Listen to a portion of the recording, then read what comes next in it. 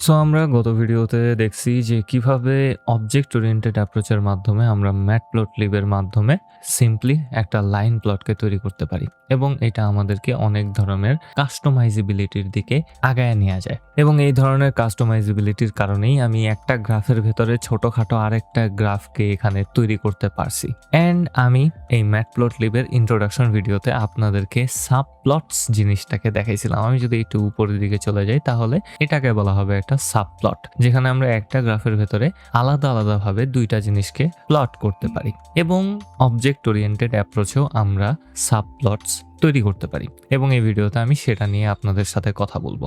So simply আমরা plt.subplots নামক একটা ফাংশনকে ব্যবহার করতে পারি। সো PLOTS তারপর একটা ব্রেকেট দিয়ে দিব এবং সিম্পলি এই মেথডটা আমাদেরকে দুইটা অবজেক্টকে দিবে। একটা হবে একটা সিম্পল ফিগার এবং আরেকটা হচ্ছে ওই ফিগারের জন্য অ্যাক্সেসগুলা। তো এই ক্ষেত্রে আমি এখানে কোনো কিছুই দিব না, আমি জাস্ট ওই অবজেক্টগুলোকে ফিগ কমা অ্যাক্সিস নামক দুইটা ভ্যারিয়েবলের ভেতরে স্টোর করে নেব। আমার কাজ শেষ এবং আমি যদি রান করি তাহলেই দেখতে পারবো আমার কাছে একটা এমটি ক্যানভাস আছে যেখানে কোনো কিছুই করা নাই। তার মানে আমি এখানে যেই ফিগারটাকে তৈরি করলাম এটা হচ্ছে সিম্পল একটা সিঙ্গেল প্লটিং এর গ্রাফ। যদিও আমি এখানে সাবপ্লটস নামক মেথডটাকে ব্যবহার করতেছি, এটা আমাকে অ্যাকচুয়ালি যদি আমি এখানে বলে না দেই তাহলে শুধুমাত্র একটা গ্রাফকে দিবে এবং অ্যাক্সিসও এক্স্যাক্টলি সেম টু সেম ওয়েতেই কাজ করবে, যেমনটা আমি গত ভিডিওতে আপনাদেরকে দেখাইছিলাম যে আমি এই অ্যাক্সিসের ভেতরে আমাদের গ্রাফে শো করার জন্য ইনফরমেশন অ্যাড করতে পারি এবং সেটা আমাদের ফিগারে অ্যাড হয়ে যাবে। So exactly same to same ওয়েতেই কাজ করবে সবকিছু, যেমনটা গত ভিডিওতে আমি আপনাদেরকে দেখাইছিলাম। গত ভিডিওটা না দেখতে আসলে অবশ্যই দেখে আসবেন। এবং গত ভিডিওতে আমি দেখাইছিলাম যে আমরা কিভাবে ফিগার মেথডকে ব্যবহার করব একটা ফিগারকে নেওয়ার জন্য, একেবারে এমটি একটা ক্যানভাসকে নেওয়ার জন্য, এবং ওইটার ভেতরে আমরা কিভাবে একটা অ্যাক্সিসকে অ্যাড করব। কিন্তু সাবপ্লটস মেথডের ক্ষেত্রে এটা আমাকে ডাইরেক্টলি ফিগারটা এবং অ্যাক্সিসটাকে দিয়ে দেয় এবং আমি চাইলে আমাদের এক্স এবং ওয়াই এর ভ্যালুটাকে এখানে ব্যবহার করতে পারি। সো আমি just simply axis dot plot মেথডটাকে এখানে ব্যবহার করতে পারি, এক্স এবং ওয়াইকে দিয়ে দিলাম এবং আমি প্লটটাকে আউটপুটে দেখতে চাই। সো আমি এখানে প্লট লিখছি, সরি এগেন, ফিগটাকে আমাদের আউটপুটে দেখতে চাই। আমি যদি রান করি তাহলে দেখবো যে আমাদের এমটি ক্যানভাসটা এখন সুন্দর করে একটা লাইনকে শো করতেছে, যেটা সিম্পলি আমরা অ্যাক্সিসের মাধ্যমেই কন্ট্রোল করতে পারতেছি। এখন আসি সাবপ্লটস কিভাবে বানাবো। সিম্পলি সাবপ্লটসের জন্য আমরা এই মেথডের ভেতরে বলে দিতে পারি যে আমাদের কতগুলা রো লাগবে, কতগুলা কলাম লাগবে, তার মানে কতগুলা গ্রাফ হবে পার রোতে। সো এখানে আমি দেখতেই পারতেছি যে অনেকগুলা আর্গুমেন্টকে আমি এখানে পাস করতে পারি। এই সকল জিনিসের আলাদা আলাদা কাজ আছে, ইন ডিটেলস আপনারা সেগুলোকে পড়ে ব্যবহার করতে পারেন আপনাদের মন মতো। একেবারে সাবপ্লটস তৈরি করার জন্য ডাইরেক্টলি আমরা এন রোজ এবং এন কোলস এই আর্গুমেন্ট দুইটাকে ব্যবহার করতে পারি। সো আমি এখানে এন রোজটাকে নিয়ে নিব, নাম্বার অফ রোজ আমি এখানে দিয়ে দিলাম একটা রো নিব আমি, এবং প্রতি রোতে আমি দুইটা গ্রাফ দেখতে চাই। সো এন কোলস নামক আরেকটা আর্গুমেন্ট এবং এখানে আমি তিনটা দিয়ে দিই জাস্ট আপনাদেরকে এক্সাম্পল দেওয়ার খাতিরে। আমি যদি রান করি তাহলে দেখতে পারবো আমাদের কাছে একটা গ্রাফ আছে এবং সেই গ্রাফের ভেতরে আমরা তিনটা আলাদা আলাদা ছোট গ্রাফকে দেখতে পারতেছি এবং দেখতে একদমই সুন্দর দেখা যাইতেছে না? এটাকেও ম্যানিপুলেট করার অবশ্যই কোনো একটা ওয়ে থাকার কথা। লেটস সি আমরা সেটাকে খুঁজে পাই কিনা। না, আমি এখান থেকে ওটারে খুঁজে পাইতেছি না, কিন্তু এখানে কিছু টুইস্ট আছে। টুইস্টটা হচ্ছে এই যে এখানে যদি আমরা একটু লক্ষ্য করি তাহলে স্টার স্টার দিয়ে ফিগ আন্ডারস্কোর KW নামক একটা জিনিস লেখা আছে। এটা দ্বারা আসলে বোঝানো হইতেছে ফিগার কিওয়ার্ডস এবং এই জিনিসটা অনেক কমপ্লিকেটেড হইতে পারে কিন্তু অনেক ইজিও হইতে পারে বুঝানো। সিম্পলি মাঝে মধ্যে আপনারা এমন কিছু মেথড দেখবেন যে সকল মেথডের ভেতরে এরকম স্টার সিম্বল দেওয়া থাকবে, যেখানে আসলে আপনাদেরকে বলা হবে যে এখানে আমরা এক্সট্রা কিছু ভ্যালুস অ্যাড করতে পারি এবং ওগুলা আসলে আমাদের ওই মেথডের অংশ না, কিন্তু এই মেথডটা অন্য আরেকটা জিনিসকে ব্যবহার করতেছে সেটার অংশ হইতে পারে এবং এইটা বোঝার জন্য ডকুমেন্টেশন ছাড়া কোনো উপায় নাই এবং এবং এই ক্ষেত্রে আমি সব সময় যেমনটা আমার চ্যানেলে বলে আসছি এখনও বলবো যে সাবপ্লটসের জন্য আপনারা যদি একটু ডকুমেন্টেশনটা পড়েন তাহলেই আপনারা সকল জিনিসের ইনফরমেশন সেখানেই পাওয়া যাবেন। এবং ওই ক্ষেত্রে আমি আপনাদেরকে একেবারে মেইন কিওয়ার্ডসটাই দেখাইতে চাই, সেটা হচ্ছে আমাদের এই একটা সিঙ্গেল গ্রাফের সাইজটাকে কন্ট্রোল করার জন্য। আপনারা যদি নিচের গ্রাফের সাথে উপরের গ্রাফের তুলনা করেন তাহলে দেখবেন দুইটার সাইজ অলমোস্ট সেম। এবং এটার পেছনের রিজন হচ্ছে যখন একটা গ্রাফকে তৈরি করি ম্যাটপ্লটলিবের মাধ্যমে, সেই ম্যাটপ্লটলিবের গ্রাফটার সাইজটা আগে থেকে ডিফাইন করা থাকে এবং সেই ডিফাইন করা সাইজটাকে আমাদের চেঞ্জ করার জন্য আমরা ফিগার মেথড এবং সাবপ্লটস মেথডের জন্য একটা এক্সট্রা লুকায়িত আর্গুমেন্টকে ব্যবহার করতে পারি। এবং এই ক্ষেত্রে আপনাদেরকে বলে দেওয়া উচিত যে সাবপ্লটস মেথডটা আমাদের গত ভিডিওতে দেখা ফিগার প্লটকে ব্যবহার করে ইন্টারনালি, এবং সেই ক্ষেত্রে আমরা আসলে ওই ফিগার আন্ডারস্কোর কিওয়ার্ডের একটাই এখানে ব্যবহার করতেছি এবং সেটার নাম হচ্ছে ফিগ সাইজ। সো এই আর্গুমেন্টটা আমি এখানে পাস করে দিতে পারি এবং এটা কাজ করবে। সো ফিগ সাইজ নামক একটা আর্গুমেন্টকে আমি এখানে পাস করতে পারি যেটা আমাদের মেথডের লিস্টেড অবস্থাতে নাই কিন্তু ইন্টারনালি ব্যবহার হইতে পারে। এটা হবে একটা সিম্পল টুপল এবং এই টুপলের ভেতরে আমি হাইট এবং উইডটাকে বলে দিতে পারি। সো এখানে সিম্পলি আমি 15,5 দিয়ে দিলাম। Let's see what happens. এবং এখন যদি লক্ষ্য করেন তাহলে দেখবেন যে আপনার গ্রাফটা উইথে বড় হয়ে গেছে। সো সবার প্রথমে আমরা যে ভ্যালুটা পাঠাবো এটা হবে উইথ, এখানে আমি 15 দিছি। আমি জানি না ভিডিও করার সময় এই সাউন্ডটা আসতেছে কিনা, একটু ওয়েট করার চেষ্টা করি। আমার মনে হয় না ক্যাপচার হবে, লেট মি জাস্ট সি। না, ক্যাপচার হইতেছে না, কিন্তু আমার বাসার আশেপাশেই কেউ আদাত গানটারে গাইতেছে এবং অ্যামেজিংলি গাইতেছে। এক কথায় I want to meet this guy. Wow, সুন্দর গাইছে, অ্যাকচুয়ালি সুন্দর গাইছে, পারফেক্টলি টানগুলা দিছে। যাই হোক, আমরা যেখানে ছিলাম, আপনারা এই সাইজটাকে ম্যানিপুলেট করে নিতে পারেন আপনাদের মন মতো, যেমনটা সুন্দর লাগে।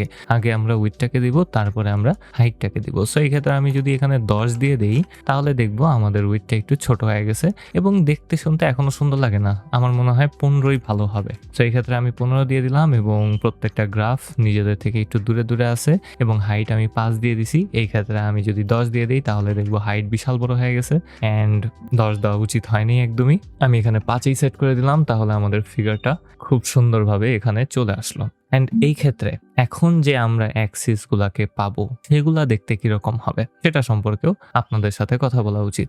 আগের বার যখন আমরা অ্যাক্সিস দেখছিলাম তখন এটা সিম্পল একটা সিঙ্গেল অবজেক্ট ছিল, কিন্তু এখন এটা হচ্ছে একটা নামপাই অ্যারে যেটার ভেতরে 3টা অ্যাক্সিস আছে এবং এই 3টা অ্যাক্সিস করসপন্ড করবে এই 3টা আলাদা আলাদা প্লটিং এর জন্য। সো আমরা সিম্পলি ইন্ডেক্সিংকে ব্যবহার করতে পারি এই সকল জিনিসগুলোকে প্লট করার জন্য। সো আমি লেটস সে আমাদের লাস্টের গ্রাফে প্লট করতে চাই। সো সেটার জন্য আমাদের লাস্টের গ্রাফ হবে এইটা, এটার ইন্ডেক্স হচ্ছে 2। সো আমি অ্যাক্সিস থেকে 2 নিয়ে নিলাম এবং তারপর আমি ডট প্লট মেথডটাকে এখানে ব্যবহার করব। ব্রেকেট দিয়ে x, y কে দিয়ে দিলাম, রান করলাম এবং আমার ফিগারটা দেখে নেওয়া উচিত এখন। তো আমি যদি ফিগারটার দিকে তাকাই তাহলে দেখবো আমার থার্ড গ্রাফে খুব সুন্দরভাবে প্লট হয়ে গেছে এবং এভাবেই আমরা আসলে এটাকে ব্যবহার করতে পারি। এবং প্রত্যেকটা অ্যাক্সিসের জন্যই সকল মেথডসগুলা অ্যাভেলেবেল থাকবে। অ্যাক্সিসে আমরা যতগুলা মেথডস ব্যবহার করতে পারি সবগুলাই আমরা এখানেও ব্যবহার করতে পারি। তো axis dot plot dot set X levels dot set Y level dot set title, তারপরে আরও কিছু জিনিসপাতি আছে সেগুলো আমরা ব্যবহার করতে পারি। সো অ্যাকচুয়ালি আমরা ফিগারে যেই জিনিসগুলোকে করতাম সেগুলাই এখানে করতেছি, কিন্তু এখন আমাদের ইন্ডেক্স অনুযায়ী করতে হইতেছে। অ্যান্ড ফাইনালি আমি আপনাদেরকে আরেকটা জিনিস এই ব্যাপারে দেখা দিতে চাই, সেটা হচ্ছে টাইট লেআউট জিনিসটা কি।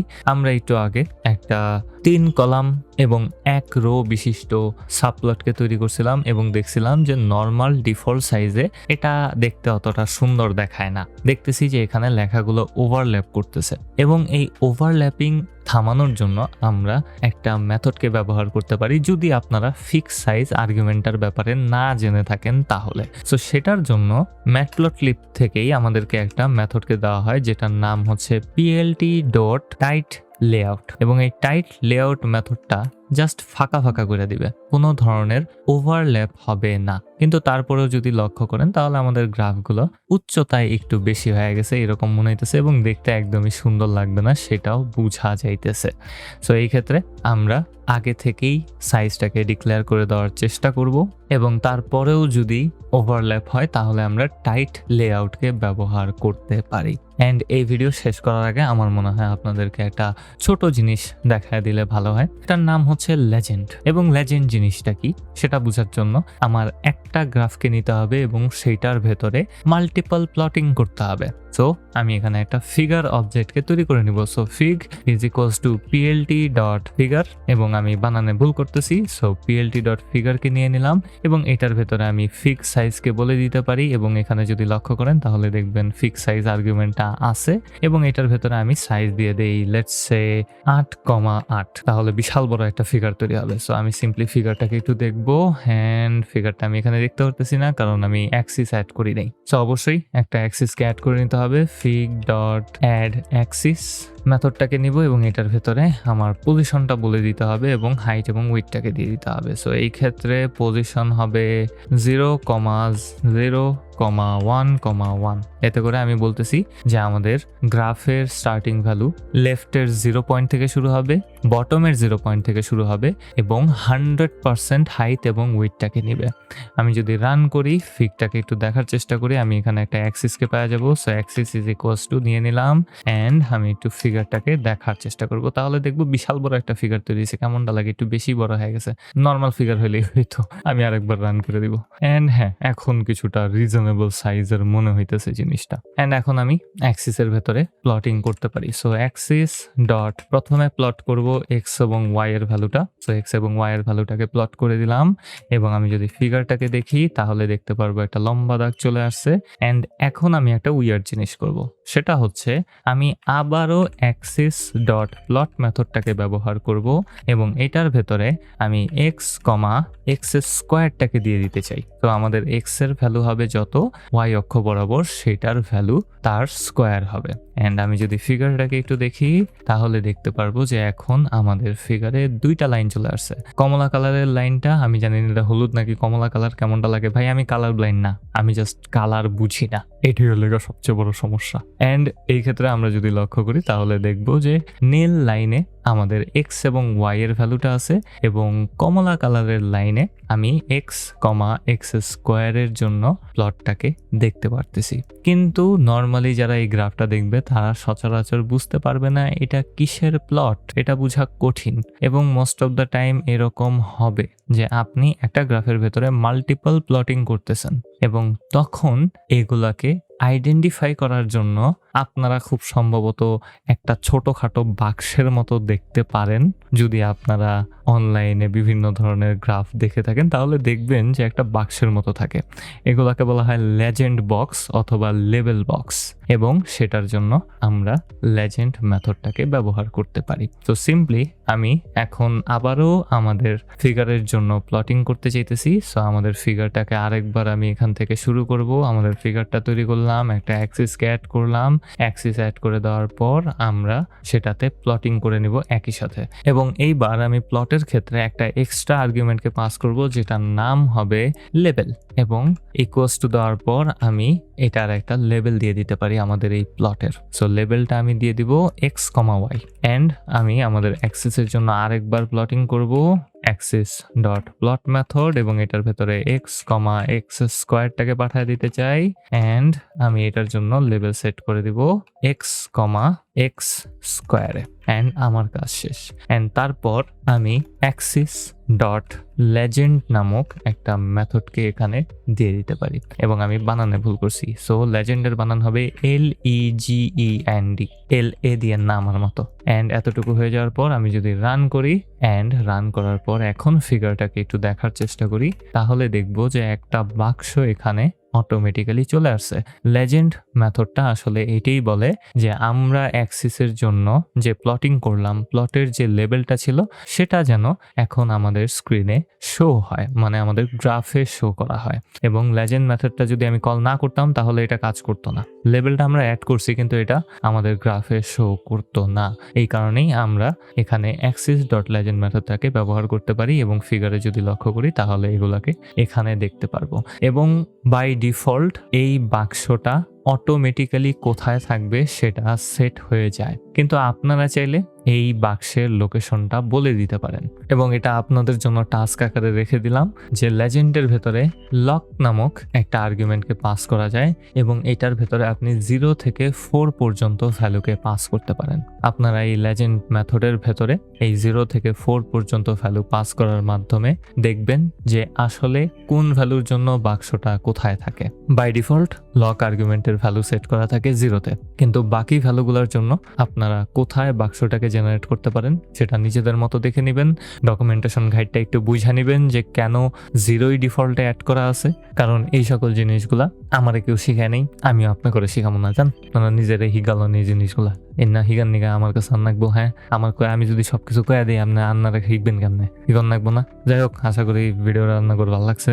যদি ভালো লাগে থাকে একটা লাইক করে দেন, একটা কমেন্ট করে দেন, একটা সাবস্ক্রাইব করে দেন। সাবস্ক্রাইব করলে আমার ভালো লাগে, আমার মনে শান্তি লাগে। আবার পরে ভিডিওতে কথা কম নেই দেখা।